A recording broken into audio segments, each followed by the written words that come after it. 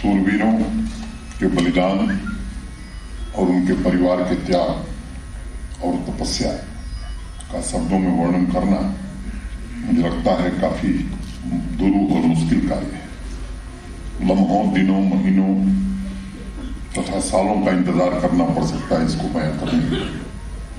उनकी होली, दिवाली के रंगों में सिर्फ तिरंगा, कुछ अनकही अधूरी बातें और मिट्टी के प्रति, देश के प्रति उनका अगाध प्रेम और अगाध श्रद्धा ही झलकती है, यही कुछ कहा जा सकता है। भारत माता की रक्षा में अपने प्राण न्यौछावर करने वाले अशोक चक्र से सम्मानित लांस नायक नजीर अहमद वानी की धर्मपत्नी श्रीमती महज बीन को यहाँ हम सबने सुना है। उन्हें मैं प्रणाम करता हूँ और ये कहना चाहता हूँ कि आप जैसी वीर नारियों के सामने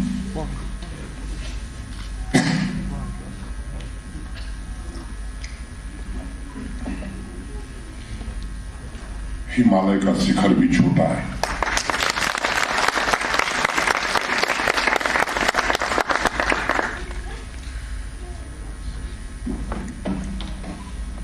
मित्रों,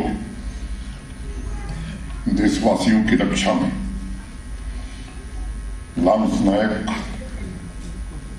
नजीर अहमद वानी और अन्य वीर योद्धाओं ने जिस अद्वितीय साहस और पराक्रम का परिचय दिया, अपने प्राणों की आहुति दी, मुझे लगता है कि वह नई पीढ़ी को पड़ोसी मुल्क द्वारा फैलाए गए आतंक को जड़ से उखाड़ फेंकने के लिए निरंतर प्रेरित करता रहेगा।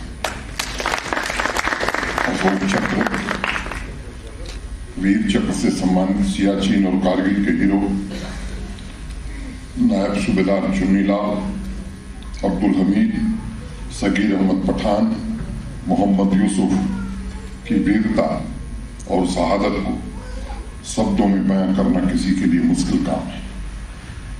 मैत्रेयी उपनिषद का एक श्लोक है, उत्तमा तत्व चिंतन। जीवन में जो सबसे उत्तम है वही तत्व चिंतन है। और जब हम राष्ट्र के बारे में सोचते हैं, उसकी विविध शाखाओं के बारे में सोचते हैं, तब वह कुछ और नहीं बल्कि तत्व की अनुभूति है। मैं जम्मू कश्मीर की संवेदनशील युवा पीढ़ी से आग्रह करना चाहूंगा, यह धरती हिंदुस्तान की संस्कृति का निचोड़ है। इसके होठों पर कृष्ण की बांसुरी भी है और सूफी संतों के गीत भी हैं। अर्जुन की तरह वीर पराक्रमी सैनिकों और शहीदों के परिवारों से प्रेरणा लेने की जरूरत है। और आज के दिन ये संकल्प भी लेने की आवश्यकता है कि जम्मू कश्मीर में आतंकवादियों और उनके मददगारों को कभी बख्शा नहीं जाएगा।